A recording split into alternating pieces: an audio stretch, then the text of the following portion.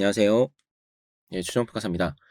시험 보느라 고생 많으셨고요. 37회 시험 간단하게 조금 돌아보고 간단하게 좀 설명드리고 전체적으로 그냥 총평 간단하게 좀 하도록 하겠습니다.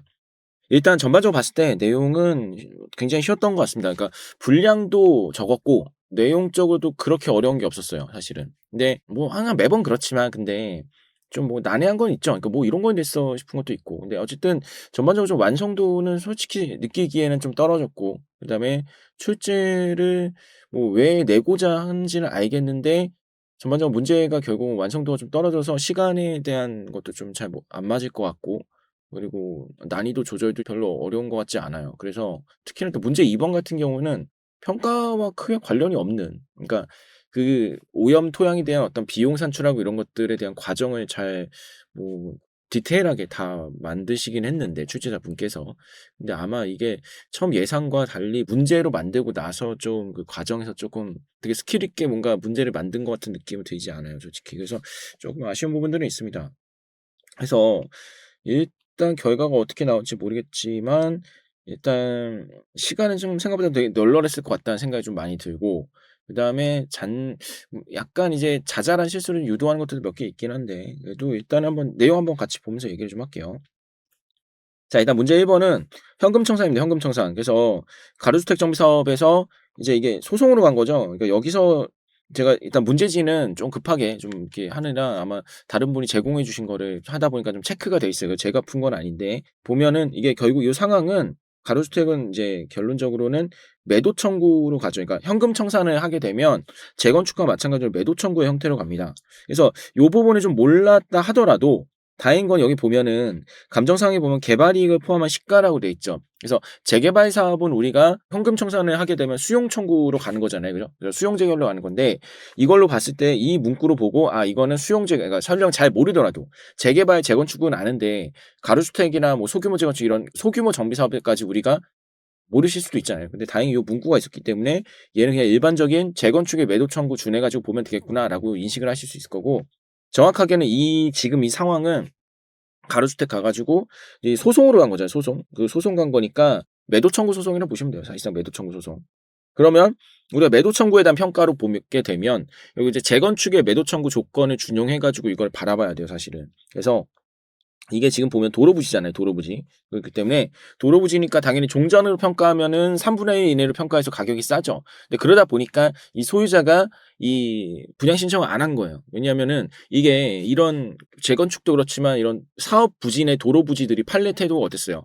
이 대지에 준해 가지고 가격을 매기기 때문에 이게 도로로 하면 권리가액이 너무 안 나오는 거죠. 근데 이게 공시지가 그냥 이제 매도 청구 평가를 하게 되면은 금액이 좀 잘 나오게 되는 형태가 되는 거죠. 그래서 이게 그런 배경을 좀 깔고 그럼 이 토지에 대해서 좀 평가를 해 봐라. 근데 이제 첫 번째 난제는 그래서 이 토지의 이용 상황을 뭘로 볼 거냐가 이제 관건이 되는 거고 결론적으로 이제 재건축, 매도 청구. 그죠? 그래서 우리가 스터디 때도 아예 재건축 매도 청구 관련해 가지고 최근 판례 태도도 다 얘기하면서 이제 사업 부지 내 도로 부지와 그다음에 사업 부지가 아닌 경우에 기반 시설 내 도로 부지까지 판례를 다 살펴봤고 그 내용 문제도 봤기 때문에 일단 요 이제 개발 이익을 포함한 시가 요 문구로 해 가지고 재건축의 매도 청구를 쪼끔 이해를 하셨다고 한다면은 충분히 좀 뭐 무난하게 풀리지 않았을까 생각을 합니다. 그래서 일단 처리 방침 자체를 매도 청구 뭐 준하게 해서 보겠다 해 가지고 본건의 이용 상황 이제 표준적 이용 상황 뭐 단독주택 이런 것들을 기준해 가지고 그러니까 사업 부지에 어떤 준해서 이제 평가를 해야 되다 보니까 도로 자체로 평가하는 게 아니라 주변의 대지에 준해 가지고 평가를 하는데 다만 이제 이게 뭐 인근의 단독주택의 출입을 위한 도로를 쓰고 있으니까 이제 단독주택 부지로 그죠? 이거 봐 가지고 내가 평가하겠다. 근데 원래 이렇게 평가를 하면 실제로는 이렇게 한 다음에 형상이나 이런 것들이 도로 부지는 열이하니까 좀 형상감가 이런 것들을 많이 해요. 근데 이제 그런 거에 대한 거는 명시적으로 주어지지 않고 대신에 산출하다 보면 개별 요인 자체가 좀 낮거든요. 그런 거에서 충분히 좀 반영을 했다고 생각이 듭니다.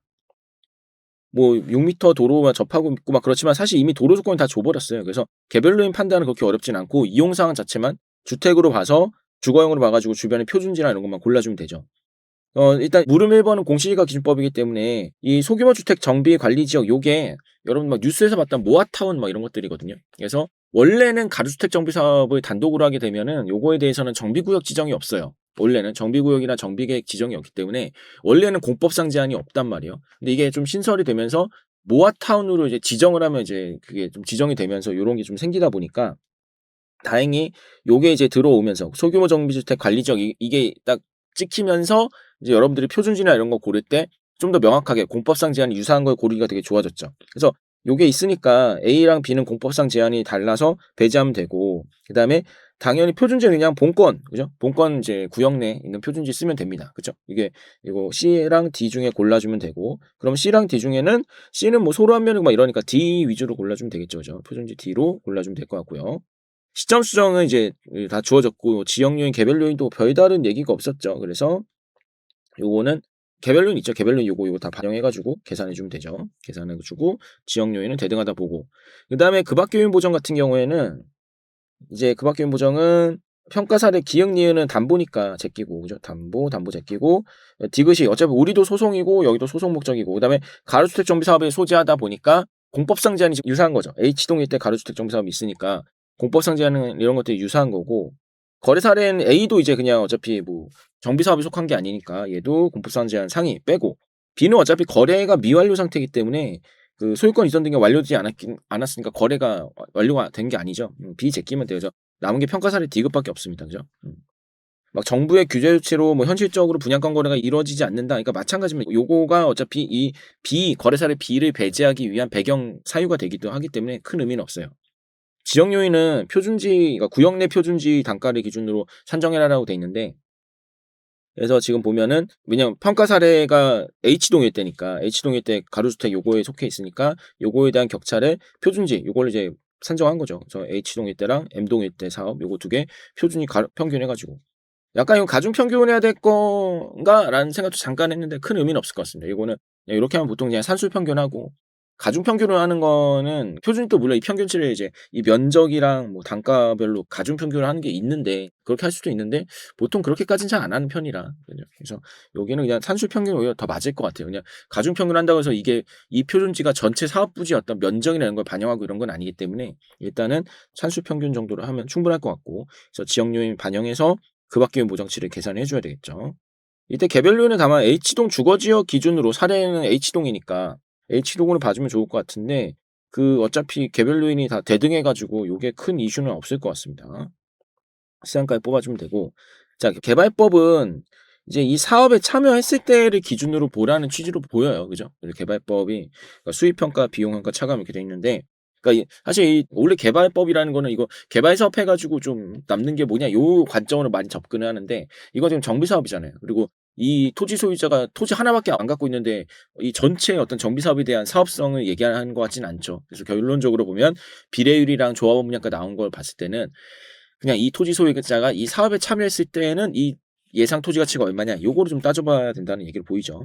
그래서 이제 이게 어차피 근데 평가의 기준이, 그러니까 수입 평가나 비용 평가나 다 지금 기준 시점이 다 요 조합원 분양가를 다 납부가 완료되는, 그러니까 기간이 여기 나오잖아요. 마지막에 보면은 뒤로 가시면은 그 정비사업 추진 계획이 나오죠. 추가 분담금 납부 기한, 이게 다 납부가 되어야 아파트 소유권도 이전받는 거고, 그다음에 이제 시장 가치도, 그러니까 내가 분양받은 아파트의 시장 가치도 지금 분담금 납부란 시점으로 돼 있고, 비용도 추가 부담금 기한까지 납부를 할 거니까 사실 수익에서 비용 빼고 평가에도 상관은 없는데 수치적으로 똑같을 것 같거든요. 근데 일단 그 문제 자체에서 수익 평가에서 비용 평가를 빼라라고 아예 명시가 좀 돼 있기 때문에 목차는 수익 평가랑 비용 평가를 나눠서 잡았어요. 그다음에 뭔가 제 생각에는 이거 처음에 만드실 때는 이 시장 가치를, 그러니까 요런 게 되게 멘트가 많잖아요. 그러니까 예상 시장 가치에 대한 멘트 많은데 결론은 그냥 요거 19억 그냥 쓰는 거잖아요. 그러니까 이거를 뭔가 좀 뭐 문제를 만들어 볼까 하다가 이거 왠지 접으신 것 같은데, 느낌이 출제자 분은 뭔가 이거 해가지고 이거를 뭐 좀 내볼까 했는데 또 배점이 너무 안 맞는 것 같고 이래가지고 그냥 간단하게, 사실 그냥 5구 타입은 19억입니다 한 줄 처리가 되면 끝인 거를 그냥 뭔가 좀 많이 적으셨죠. 그죠? 뭔가 좀 느낌이 만들다가 이거 좀 쉽지 않네. 그리고 접어서 그냥 19억으로 제시해 주자. 그래서 원래 범위도 뭐 줬다가 여기서 뭐 어떻게 할까 하다가 그냥 19억 원으로 해 이렇게 그냥 줘버린 것 같아요. 그래서 그냥 추가 분담금 납부 만료인 기준으로 19억. 그다음에 할인율도 보면은 이거 막 금리 추이까지 주고 막 했는데 이것도 뭔가 하려고 하다가 뭔가 안 돼가지고 그냥 할인율은 6.5%. 그죠? 이만큼의 자료가 줬는데 딱 쓰는 건 이거밖에 없어. 그죠? 이게 사실 그래요. 이게 저희야 뭐 항상 문제 만들고 하니까 문제를 많이 만들어 보고 했으니까 강사들이야 기술적으로 이런 부분들을 막 만드는데, 사실 저희도 만들 때 '아 이거 가지고 내 봐야겠다. 이런 우리 이거 감정서 했는데 내가 이거 감정 평가할 때 이러이러한 부분에 대한 고민이 많았어. 그래 가지고 만들어야지.' 하고 딱 문제를 만들려고 하면 이게 내가 생각으로 되게 고민을 해서 재량적으로 적용한 내용을 이렇게 뭔가 지시사항을 주고 문제에서 결정하게끔 만드는 게 되게 어려워요. 그래서 요 부분도 딱 보면은 100%는 아니지만 이해가 돼. 그냥 이 할인율 결정도 내가 사실은 이게 원래 부동산 6.5% 면 좀 높은 할인율이거든요. 일반적인 부동산 할인율보다 이 정비 사업의 리스크가 크니까 내가 그거를 좀 더 정비 사업의 리스크가 큰 점을 할인율에 반영할 수 있는지를 보고 싶어. 근데 이제 문제를 만들려니까 너무 어려운 거야. 그러니까 뭔가 말이 앞뒤가 안 맞아. 그러니까 이거 재량적으로 결정하게 하면 이거 사람들이 막 10%를 할 수도 있고 막 5%를 할 수도 있고 막 중구난방이기 때문에 채점이 안 될 거잖아요. 그러니까 뭔가 막 했다가 금리 자료를 한번 줘 봤다가 '야 안 되겠다.' 그래 가지고 그냥 6.5% 그냥 준 것 같아요. 그래서 할인율도 그냥 6.5% 예요. 그죠? 그래서 그냥 이거 수익 평가 그냥 여기 지금 우리 기준 시점부터 5년 뒤가 추가 분담금 납부 기한이니까 뭐 10 개월 미만은 뭐 1년 막 이렇게 했지만 뭐 10 개월 이상인 경우 1 년으로 간주한다 뭐 이런 얘기 했지만 그냥 5 년이에요 보면 그죠? 5년 할인. 비용은 그나마 사실 이게 묻고 싶은 게 결국 이거였던 거죠, 비용을. 정비 사업에 참여를 하면 원래 토지등 소유자는 뭘 얻는 거냐, 뭐 어떤 걸 얻는 거냐. 그죠? 그거를 이제 얘기하고 싶었던 것 같은데 토지등 소유자가 얻는 게 뭐예요? 그러니까 사실은 이제 원래 아파트 시장 가치가 이만큼인데 되게 높은데 분양가는 싼단 말이에요. 조합 분양가는 싸니까. 그럼 그 차익만큼은 이득을 보는 거잖아요, 기본적으로. 근데 그 차익을 이득을 보니까 어쨌든 이 사람은 어떻게 명목 수입 자체로는 토지등 소유자는 어쨌든 분양을 받게 되면 아파트 분양을 받으면 전체를 아파트 하나를 내가 얻는 거죠. 이 사람의 토지등 소유자의 매출은 아파트 가격만큼을 얻은 거야. 아파트 시장 가치만큼을. 대신에 이걸 얻기 위해서 이 토지등 소유자는 뭘 비용으로 제공해요? 이 사람이 납부하는 분담금. 그죠? 분담금을 빼주는 거예요. 그래서 결론적으로는 비용은 이 사람이 이 아파트를 얻기 위해서 지불해야 되는 게 뭐야? 분담금이죠, 분담금. 그래서 이 분담금만큼을 추가 분담금 계산을 한 거죠. 그래서 만약에 이 사람이 얻는 이익을 계산하라라고 한다면은 사실은 우리가 개발법이니까 이렇게 수익에서 이제 분담금만 뺀 거고 그다음에 이 사람이 만약에 이걸 토대로 해 가지고 뭐 얻게 되는 이익이다 이러면은 좀 얘기가 다를 수 있는데 여기서는 이제 개발법에 의해서 하라고 돼 있으니까 그럼 원래 토지 가치 이런 것들을 따로 빼서는 안 되죠. 그냥 분담금만 순수하게 빼는 거예요. 그래서 그냥 수익에서 분담금 빼서 이제 구하는 구조로 해 가지고 권리가액은 이제 나와 있죠, 종전가액. 이것도 한번 이제 종전가액을 한번 쓱 보면 이게 단가가 안 나와 있어서 그런데 한번 나눠 보시면 좋았을 것 같아요. 이게 4억 3천 얼만데 108로 나누면은 단가가 뭐 300 얼만가 400 얼만가 이거 나오겠죠? 400 얼마 정도 나오나? 근데 이 정도 나올 건데 그럼 생각을 해 보세요. 우리가 지금 공시지가 기준법이 아까 얼마가 나왔어? 그러니까 1,000 얼마 나왔잖아요, 단가가.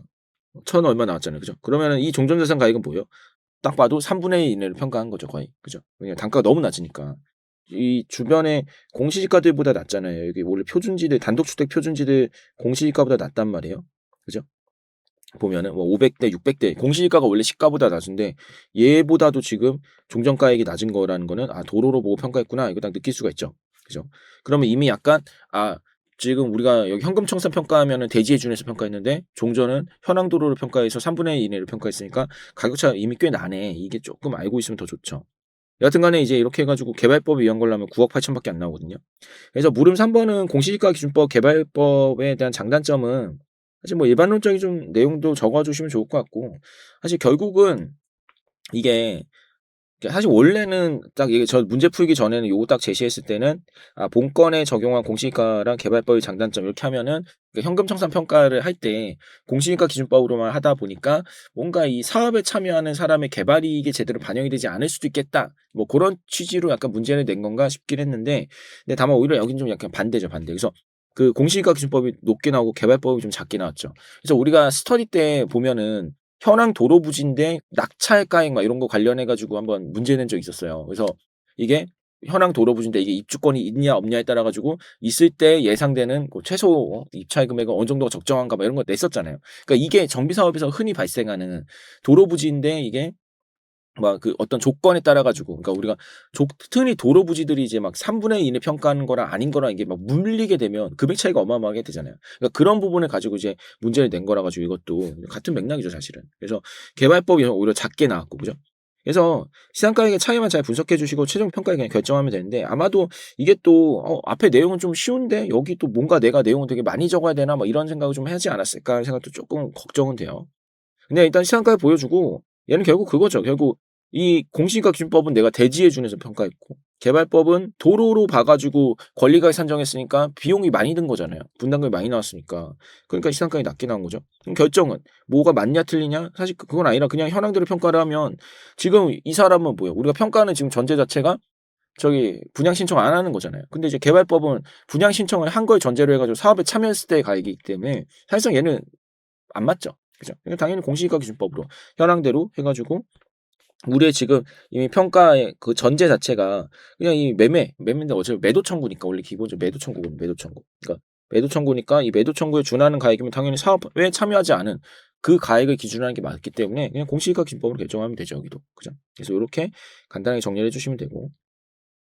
문제 2 번이 진짜 좀 난해했는데 이거 왜 냈는지 잘 모르겠는데 이해는 해요. 문제 2 번이 충분히 이해는 하는데 이분이 뭔가 오염토양을 평가를 했겠죠. 이게 그 우리 교재 보시면은 보상평가 아마 고쪽에 폐기물이 매립된 토지랑 오염된 토지 해 가지고 거기에 대해서 그러니까 폐기물을 매립해 가지고 이제 토양을 오염시킨 원인자 그다음에 토양은 오염 토양도 마찬가지 그러니까 뭐 어떤 원인에 의해 가지고 폐기물이나 오염 토양이랑 다 같은 맥락이죠. 어쨌든 그 토양을 오염하게 한 그 원인자가 그 비용을 부담하라 그거예요, 기본적으로.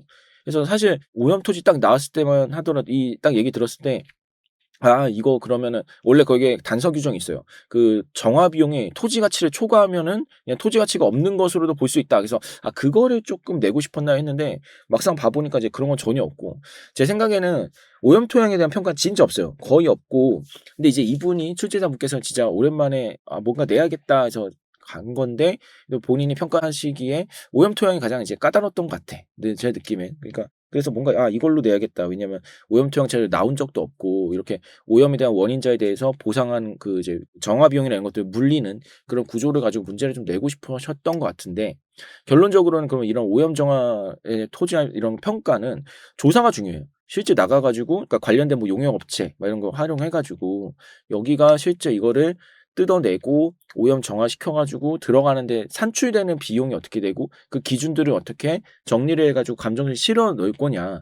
그거가 이제 주 메인이거든요.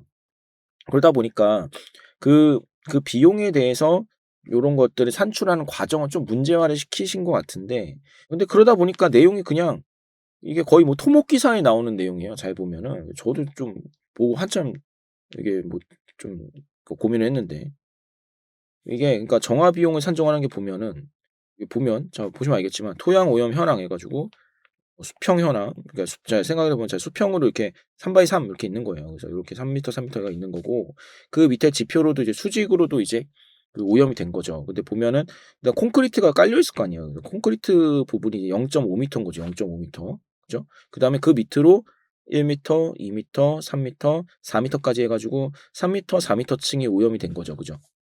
요렇게 돼 있는 거예요. 그럼 여기에 대해서 실질적인 비용을 산정하는 게 일단 물음 1 번의 주요 내용이에요. 그죠? 근데 이게 이거가 문제가 아니라 이제 팽창률, 수축률 막 이런 게 있으니까 어려웠던 거죠. 그러니까 이게 뭐냐면 이게 저도 찾아봤는데 자 예를 들어 가지고 내가 요 상황 그러니까 원래 그러면 그냥 길이를 재 가지고 부피를 재면 이게 예를 들어 길이를 딱 쟀어. 길이를 예를 들어 뭐 3 바이 3 바이 뭐 2 미터야. 가로 3 뭐 세로 3 그다음에 뭐 깊이가 2 미터라고 칩시다. 그러면 99 18 세제곱미터죠. 지금 다 부피 단위였어요. 부피 단위. 세제곱미터 18 세제곱미터의 부피야. 그러면 얘는 이제 지금 이렇게 여기에 그리고 막 다 흙이 차 있다고 쳐 봐요. 근데 얘를 굴착을 해서 캐내면 이게 팽창한대요. 그러니까 왜냐면 지금 상황은 이렇게 다 뭔가 잘 다져 가지고 이렇게 눌러 놓은 거잖아요. 근데 얘를 굴착을 하면 팽창하는 거야. 그다음에 다시 그러면 이제 팽창된 애를 다 정화시켜 가지고 해 가지고 다시 넣을 때는 그냥 툭 넣는 게 아니고 다져서 넣어야 될 거잖아요. 그럼 다지면 당연히 부피가 줄어들겠죠. 그래서 이게 팽창률과 수축률이 있는 거예요. 그래서 처음에 콘크리트 깨는 것도 요 3 바이 3 바이 0.5 미터죠. 그죠? 콘크리트가 요거 0.5 니까 요렇게 요 부피만큼을 깨면 팽창률만큼 늘어난다고 해 가지고 지금 보면은 팽창된 상태 기준으로 이렇게 돼 있는 거죠. 그래서 팽창된 상태 기준으로 뭐 이렇게 돼 있는 거고 그다음에 요 일단 깨는 거는 자 깨는 거 자체는 그냥 일단 깰 때는 이미 그냥 현황대로 깨는 거니까 현황 부피대로만 깨는 거라서 면적으로 100,000 원 곱하기 그냥 면적. 근데 요거 단가 잘 보시면 얘는 그냥 면적으로 돼 있어요. 면적당 단가니까 그냥 9제곱미터로 곱한 거고요. 그다음에 이 다음부터는 이제 막 팽창률, 수축률이 들어가죠. 파쇄된 콘크리트 상차 및 처리 비용은 자 그럼 어떻게 써요? 이제 깼죠. 그러면 깬 부피가 어떻게 되는 거예요? 3/3에다가 콘크리트는 0.5 미터 두께예요. 여기 보시면 0.5 미터 두께니까 팽창률을 곱해라. 근데 콘크리트는 암석과 유사하대. 그래서 암석 팽창률은 1.5를 곱해 가지고 단가를 곱한 거고요. 네, 점토 굴착 비용은 자, 점토는 지금 보니까 굴착 비용은 오염되지 않은 부분, 오염된 부분 다 동일하게 왜냐하면 굴착을 하는데 파내야 되는 게 뭐예요? 요 오염된 부분을 파내고 싶은데 오염되지 않은 것도 파야 되겠죠. 그러니까 위에를 두고 밑에만 팔 수가 없잖아. 그러니까 요 그 콘크리트 제외하고 요 4m, 4m 깊이까지 다 파내야 되니까 여기 전체를 다 파내야 돼요. 근데 지금 현황 애들은 지금 현황 애들은 다져 놓은 애들이잖아요. 다져 놓은 애들. 그래서 여기 보면 4m 까지 굴착하는 것을 판단을 하고 굴착 비용은 다짐된 점토 기준 2만 원이죠. 그래서 여기서 저도 처음 헷갈렸는데 그럼 요렇게 깊이를 한다면 여기다가 다짐률을 곱하라는 건가 했는데 그건 아닌 것 같아요. 그건 아닌 것 같고 지금 이미 다져 있는 애들에 대한 부피니까 다져 있는 요만큼의 3/4 요 부피만큼을 그냥 파내는 거잖아요. 그냥 그래서 334 곱한 다음에 2만 원 곱하는 걸로 보여요. 그러니까 이게 문제 푸는데 약간 거의 뭐 토목기사 느낌이고 그다음에 이게 상상을 막 해야 돼. 이게 위에 깨고 밑에는 다져 있는 점토니까 팔 때는 당연히 그래서 다짐된 어떤 점토 기준이구나.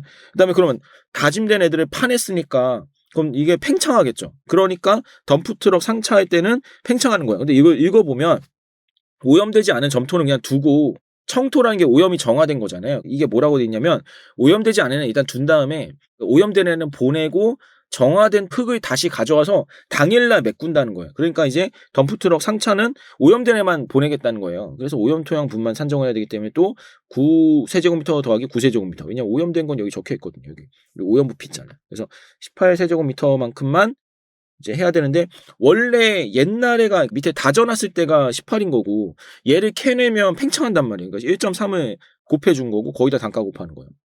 복잡하죠. 그다음에 덤프트럭은 총 오염통이 18세제곱미터인데 계산해 보면은 15 하나, 4 하나 하면 딱 19죠. 그러니까 25톤, 5톤을 불러줘야 되잖아요. 그러니까 요 5톤 한 대, 25톤 한 대 부르는 비용 이렇게 해가지고 더해주고 이게 뭐 이렇게 하면은 19세제곱미터를 실을 수 있는데 18세제곱미터 실었다고 운반 비용이 줄어들진 않겠죠. 이거는 거의 고정비 성격이니까. 그래서 그냥 더해줘야 되고 정화 비용은 팽창된 점토 기준이니까 원래 안에 다져져 있을 때는 18세제곱미터였는데 얘네 지금 끄집어냈죠. 끄집어내면 팽창되니까 1.3 곱해주는 거예요. 그런 다음에 이제 단가 곱해주고 그 다음에 반입 및 다짐 비용. 자, 요게 조금 저도 고민을 했는데 필요 토량이 얼마냐. 그러니까 자, 다짐은 청토와 오염되지 않은 점토를 순차로 다질 건데 다짐이 필요한 토량은 수축률을 고려하래요. 그러니까 뭔 뜻이겠어요? 지금 우리가 채워야 되는 거는 3/3/4야. 이렇게 해가지고 3/3m, 3m, 4m 깊이만큼을 채워야 돼요. 근데 얘는 다져가지고 이 부피를 채워줘야 되잖아요. 그러면은 반대로 하려면 0.8로 나눠줘야 우리가 그러니까 45세제곱미터를 자 생각해보세요. 45세제곱미터를 다져서 넣어야 36이 나오거든요. 그럼 3 곱하기 3 곱하기 4 그러니까 45세제곱미터만큼은 부어줘야 다져서 얘 334가 다 차는 거예요. 그러니까 이제 필요 토량은 3 곱하기 3 곱하기 4 한 다음에 0.8로 나눠준 거예요. 그 다음에 그럼 요 토량 구했잖아요. 그 다음에 5만 원 곱하는 거죠. 여기 보면 팽창률과 수축률의 차이에 따른 잔여 점토의 처리 비용은 뭐 포함되어 있으니까 고려하지 말아요. 그러니까 이 뜻이 사실은 팽창된 점토를 이제 0.8만큼 수축시키면 1.3을 0.8로 수축시키면 1이 좀 초과되거든요. 그러니까 약간 토량이 남는 거야. 남는데 이제 이건 고려하지 마라. 그냥 이렇게 생각을 한 것 같고 그냥 그러니까 왜냐면 아까 3/4만큼을 끄집어냈었잖아요. 그러면 이 곱하기 1.3을 한 건데 얘를 다시 그대로 넣으면 이제 여기다 곱하기 0.8만큼 해가지고 다질 거란 말이야. 그러면 이제 약간 남아. 근데 이거는 고려하지 마라. 이렇게 그냥 제시를 준 거라 사실 아무 신경 안 써도 되는 멘트예요. 원래는. 그죠? 그래서 근데 단지 문제의 오류를 그러니까 이 상황 자체를 조금 제대로 정리를 하기 위해서 이 멘트가 없으면 사실 잔여 점토에 대한 정리 비용도 필요한데 그것까지는 너무 복잡하니까 안 하려고 이 멘트 넣은 것 같아요. 그죠? 그다음에 이제 레미콘 요 위에 이제 했으니까 콘크리트로 레미콘 이제 부어가지고 이제 콘크리트 만들어야 될 거냐. 처음에 콘크리트 깼으니까 그래서 필요 용량은 얼마예요?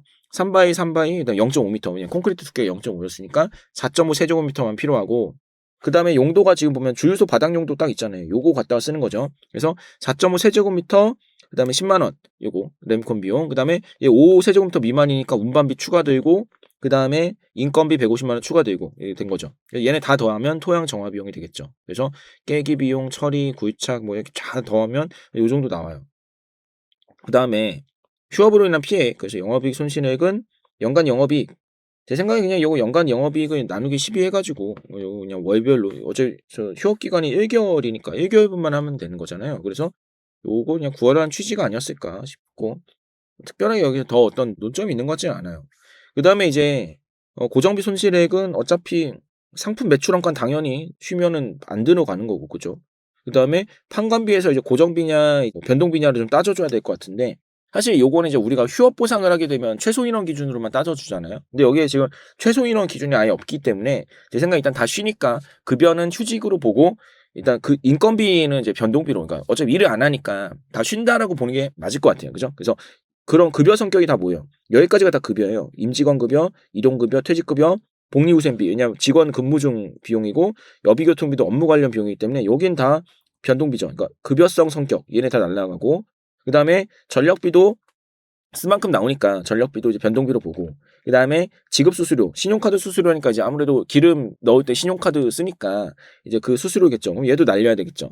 그럼 남는 거는 임차료, 보험료, 감가상각비로 보면 되겠죠. 감가상각비는 그 쉬는 기간에도 일단 기계나 이런 것들이 원래 감가가 되기 때문에 반영을 해 주는 게 맞아서 얘네들 해서 더해줘 가지고 12 나누면 금액 나오거든요.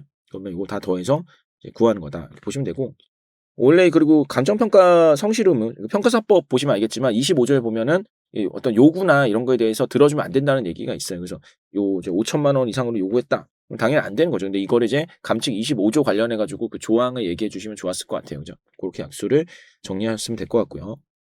그다음에 과수원의 평가.